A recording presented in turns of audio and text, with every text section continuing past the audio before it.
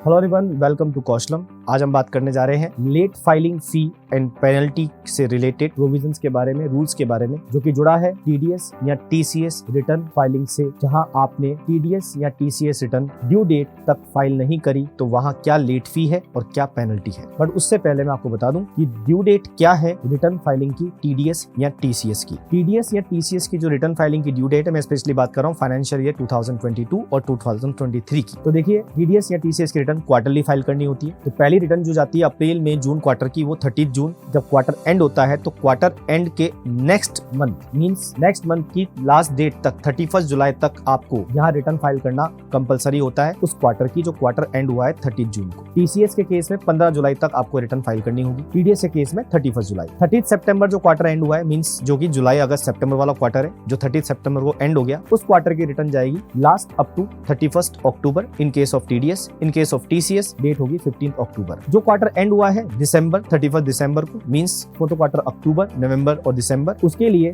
जो रिटर्न जाएगी उसकी लास्ट डेट होगी 31 जनवरी 2023 फॉर टीडीएस, और टीसीएस के लिए होगी 15 जनवरी, मतलब टीसीएस के लिए 15 डे ऑफ दैट मंथ होगा, नेक्स्ट मंथ होगा। इसी तरह 31 मार्च 2023 के लिए जो क्वार्टर एंड होगा जनवरी फरवरी मार्च वाला, उसके लिए जो रिटर्न फाइलिंग की डेट होगी वहाँ आपके पास 2 महीने हैं मींस 31 मई तक टीडीएस की रिटर्न आप फाइल कर सकते हैं और टीसीएस की रिटर्न फाइल करने की डेट 15 मई है। अब अगर आपने ये रिटर्न्स इस डेट तक फाइल नहीं करी मींस यहाँ आप लेट हो गए, तो फिर आपके ऊपर यहाँ लेट फाइलिंग फी, पेनल्टी नहीं कहेंगे इसको हम, लेट फाइलिंग फी के तौर पर सेक्शन 234E एप्लीकेबल है। सेक्शन 234E कहता है कि अगर आपने इन ड्यू डेट जो आपको बताई गई भी मैंने, उस डेट तक अगर अपनी रिटर्न फाइल नहीं करी तो फिर आपके ऊपर लेट फाइलिंग फी लगेगी 200 रुपीज पर डे के हिसाब से। और इतना मैं आपको बता दूं कि 200 रुपीज पर डे के हिसाब से ये फीस लगती जाएगी जब तक आप ये रिटर्न फाइल नहीं करेंगे, क्योंकि ये पर डे की जो है लेट फी है। और दूसरा ये भी है कि जब तक आपने ये लेट फी फाइल नहीं करी या पे नहीं करी गवर्नमेंट को,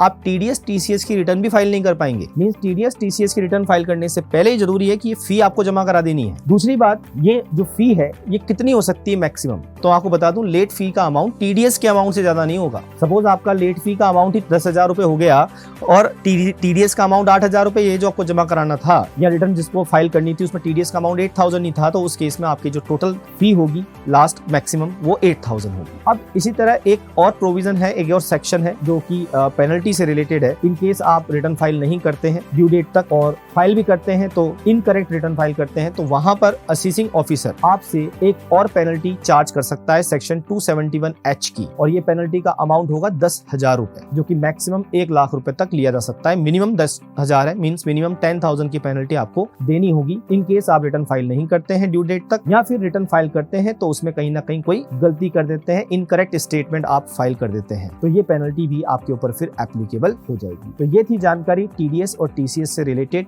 लेट फाइलिंग फी और पेनल्टी के बारे में। इसी तरह के और अपडेट्स के लिए आप जुड़े रहिए कौशलम के साथ। Thank you.